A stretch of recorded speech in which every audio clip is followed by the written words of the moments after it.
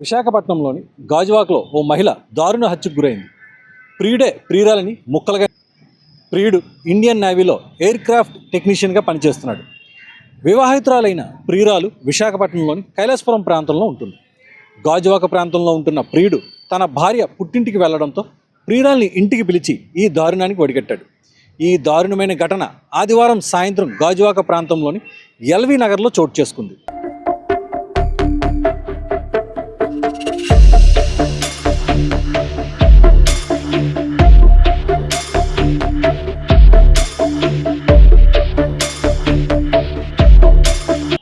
వైజాగ్లోని గాజువాక ప్రాంతంలో నివాసం ఉంటున్న నేవీ ఉద్యోగి రవీంద్ర ఎయిర్ క్రాఫ్ట్ టెక్నీషియన్గా పనిచేస్తున్నాడు.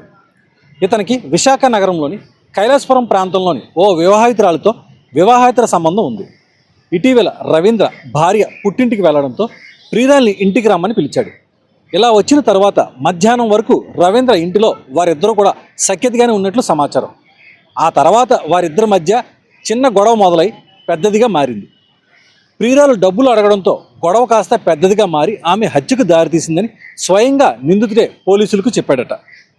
ఆమె డబ్బులు అడగడంతో కోపంతో రగిలిపోయిన రవీంద్ర ఇంట్లో ఉన్న కత్తితో ప్రియురాలు మౌనికను పొడిచి ఆ తరువాత ఆమె మృతదేహాన్ని ముక్కలుగా చేశాడు.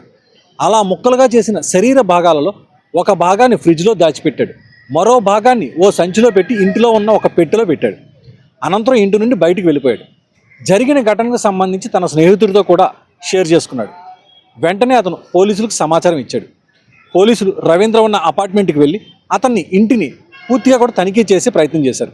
అయితే ఇంటికి తాళం వేసి కనిపించింది. దీంతో పక్కింటి వారిని తాళం కావాలని పోలీసులు అడిగారు. అయితే వారి దగ్గర కూడా తాళం లేకపోవడంతో ఎలాగోలా లోపలికి వెళ్ళాలనే ప్రయత్నం చేశారు.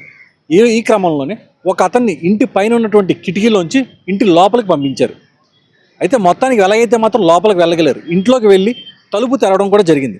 లోనికి వెళ్ళిన పోలీసులు ఇంటిని క్షుణ్ణంగా తనిఖీ చేయగా ఓ పెట్టెలో మృతదేహం ఒక సగభాగం కనిపించింది. విజయనగరం జిల్లా రాజాముకు చెందిన చింతాడ రవీంద్ర వయసు 35 మాత్రమే.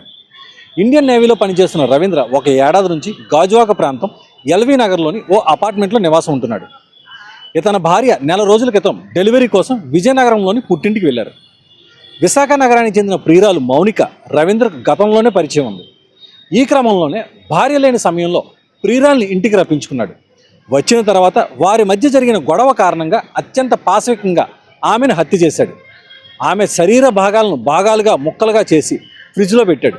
ఆ తర్వాత బయటికి వెళ్ళిన అతను కొంతసేపటి తర్వాత పోలీస్ స్టేషన్ వెళ్ళి లొంగిపోయాడు. అయితే మృతురాల యొక్క తలభాగం కనిపించలేదు.